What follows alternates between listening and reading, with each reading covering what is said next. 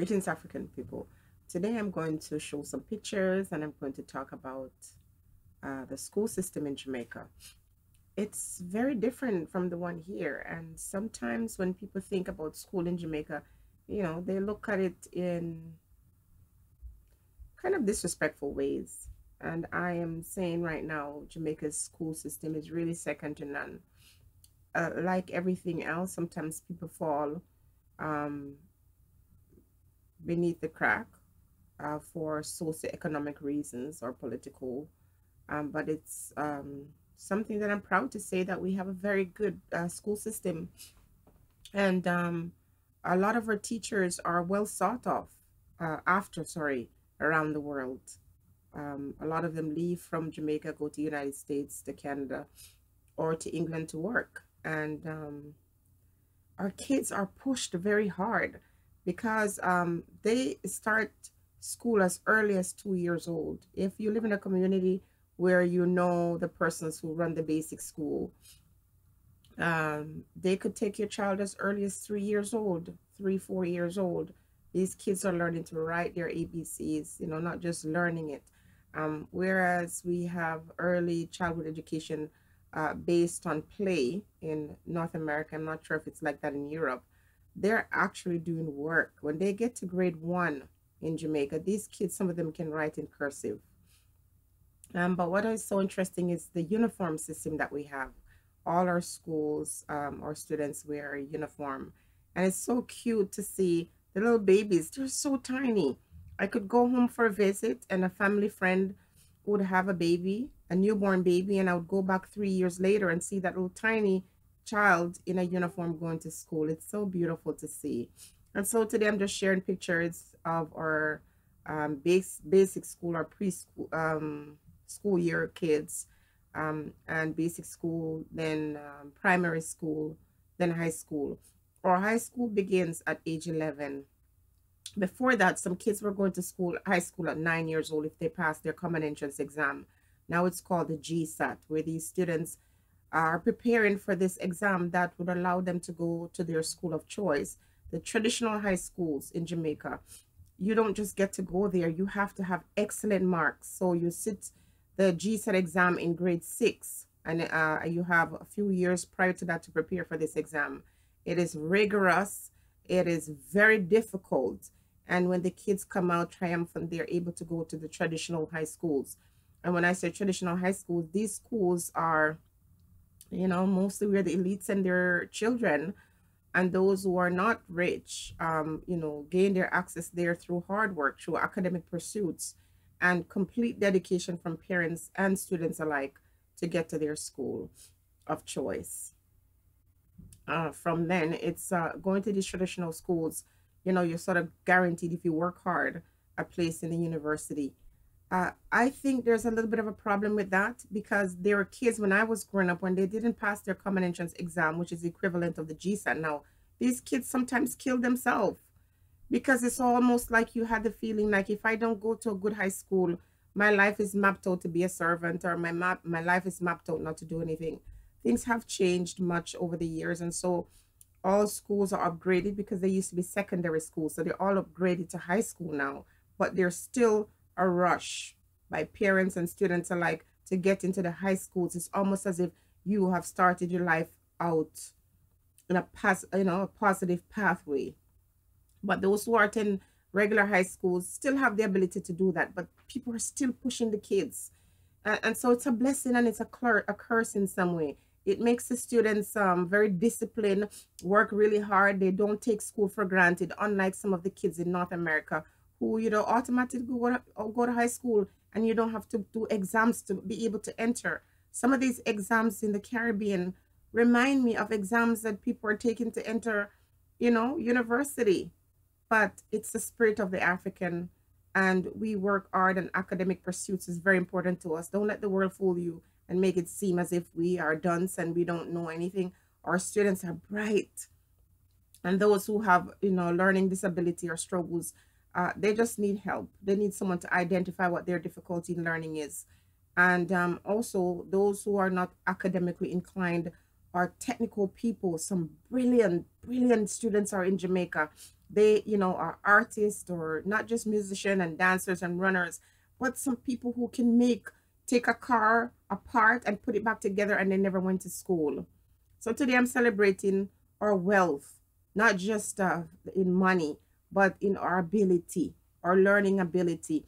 And, you know, when you see the pictures at the end, hopefully you see the beauty and the array and the diverse, um, you know, diversity in our backgrounds.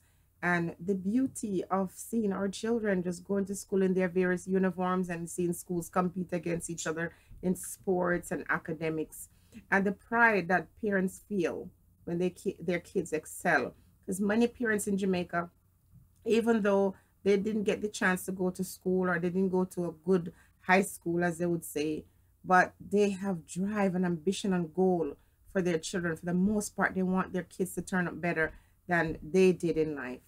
And I am so proud. If you were to go to a parent teacher meeting in Jamaica, the average school's parent teacher meeting is held in the middle of the day. And when you go, there's always overflow of people. People are passionate about their kids and passionate about how their kids are doing in school. And when these kids pass their exams, parents are so excited. They're celebrating. It's victory for them, because they're now seeing the possibility of something greater for their kids down the road.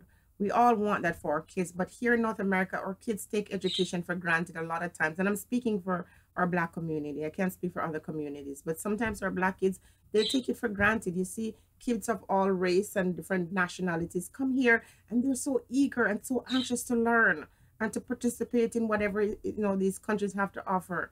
They take it for granted, and it upsets me. But back home, you know, kids are sitting on benches that are, you know, have splinters, rip their clothes when they get up. You know, they're in classrooms that are so hot they can barely breathe. Some of them go to school without lunch. Some of them, you know, just have one uniform or one pair of khaki suit that they have to wash every other day so that they can stay clean. But they're always clean, always well dressed, and thriving to be the best for the most part. Be blessed.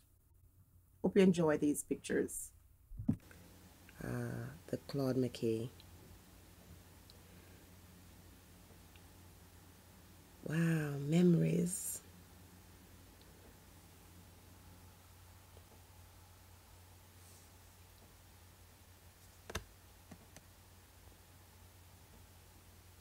This is our crest. Kid Claude McKay. The school is named after the great poet Claude McKay. You should check him out. Now this is my place. This is our uniform, brown and white. When I was there, though, we wore khaki skirt and white blouse and orange plaid ties. If you were a part of student council, I was the head girl when I graduated. So I wore khaki skirt, white shirt, and plaid tie. The other students wore full khaki uniform and white. No, I think at the time, yeah, khaki uniform and orange plaid shirt, but only the student council wore tie. So this is what the uniform looked like now. And I'm going to see if I can find an old picture. When I was a kid, we used to travel around the 14 parishes and perform those poems by Claude McKay. If We Must Die, Flame Heart. Oh my goodness, such memories.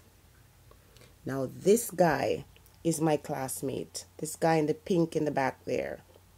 We actually went to school together, and now he's the principal at the school. One of my classmates. That's cool.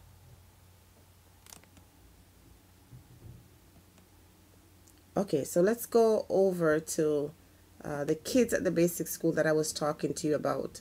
I'll show you how small some of these kids are. They're too cute. Sorry, I intended to include this in editing, but it's YouTube is not allowing me to use their editing. I don't know what's going on with that. So I have come up with a solution to that problem. I should have posted this yesterday because it was done yesterday, but because of that editing problem, I was unable to upload. Oh, they're so cute. They're too cute. Look at how small some of these kids are.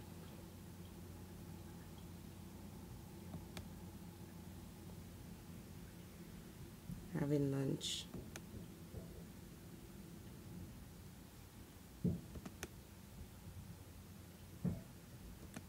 Check out this little baby girl. Reminds me of myself when I was a kid, a little fatty here. So cute.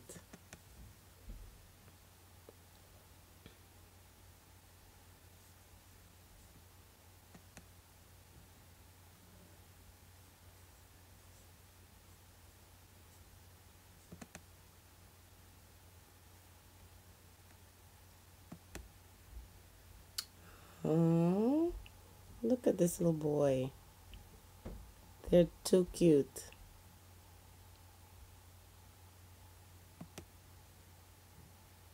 You get the idea. Okay, I'll show you some other school buildings. So we have these, some of these traditional high schools, beautiful, well coveted. Yeah, the school buildings. Yeah, I wanted to show some more of the school.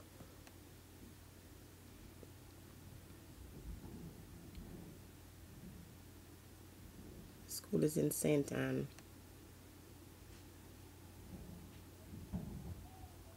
This is the Montego Bay High School, Jamaica College. This is one of those traditional high schools, very prestigious place.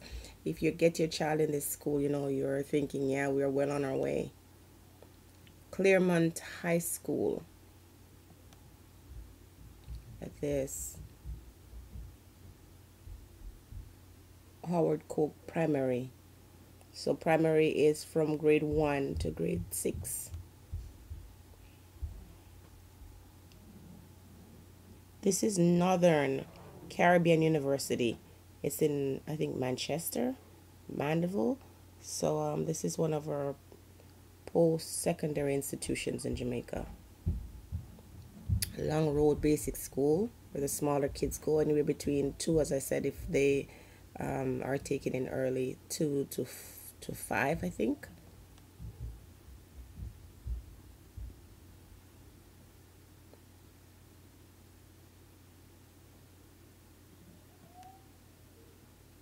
Jamaica College, yes, one of those old boys school. I think this is a boys school.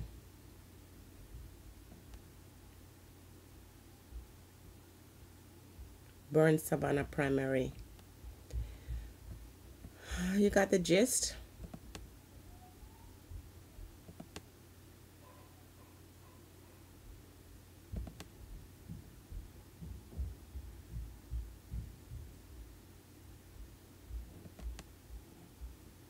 Yeah, my old school.